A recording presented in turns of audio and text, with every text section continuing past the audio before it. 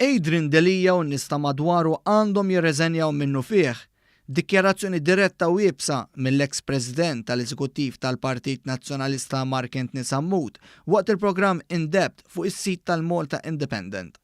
Sammut sostna li l-partit m'għandux għażla ħlief li jkollu tmexxija ġdida għall-elezzjoni li jmiss. Adrian Delija u n-nies ta' madwaru Clyde Pooley dawk li ġew eletti ovvjament u żewġ viċi kapijiet għandhom jirriżenjaw jew inkella għandhom jagħtu l-Kunsill Lokali jitolbu l-Kunsill Ġenerali vot ta' fiduċja.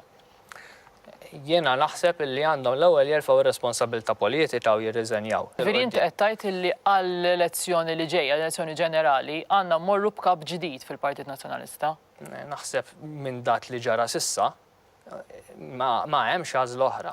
Sammut ma qatx moda meta ntalab jikkummenta dwar it-tmexxija preżenti u qal li din spiċċat f'idejn tlieta min-nies. It-tmexxija hija biss tlieta min-nies li qas jinkludu l-viċi kapijiet. Qal li minkejja li Delija kien wedu mod ġdid baqa' ma laqqax l-amministrazzjoni, il-grupp parlamentari u l-istrutturi minħabba dik li sejjaħ bħala biża'. Il-kap kien wedni illi ħajibda jagħmilhom aktar regolari dawn u baqa' ma sar xejn. Il-biża li għandha titmexxija li tlaqqa l-grupp parlamentari u li tlaqqa l-eżekuttiv u li tlaqqa l-fora hija kbira. Saħaq li Delija nħakem minn dawk ta' madwaru fosthom Jean-Pierre De Bono. Adrian Delija huwa maħkum minn Jean-Pierre De Bono u 4 min-nies oħra. Tħalla illi dawn in-nies jaħdmuh.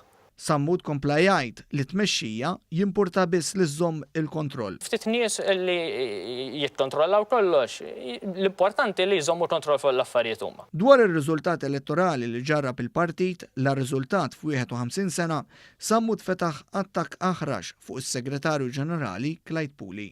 Kif nistgħu ngħidu li din l-istess bħal ta' 2014 jew din l-istess bħal li ġara qabel.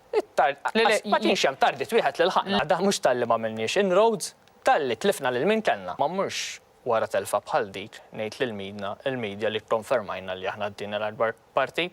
Tenna li l-vot biex Jean-Pierre De Bono jieħu s-siġġu ta' David Stellini kien ivvizzjat. Nhar is-Sibt assistejna għal vot illi finalment kien ivvizzjat. Sammut qal li bil-vot il-partit ħasiġġu minn Għawdex. Illi Għawdex il-Partit Laburista tom l-ewwel MP Għawċija din il-ġimgħa ma mmorrux aħna ngħidulhom siġġu.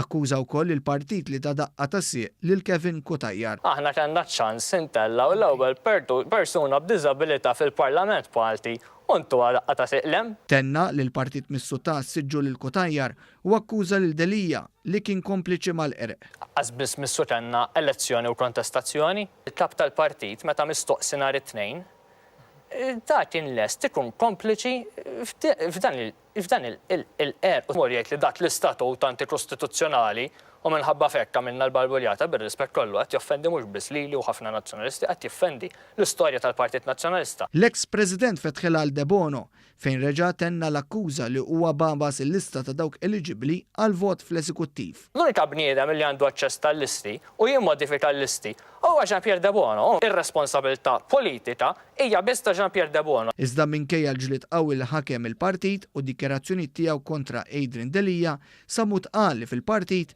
ma teżisti l-ebda firda. Vera xejn tal-konfoff fil-fazzjoni.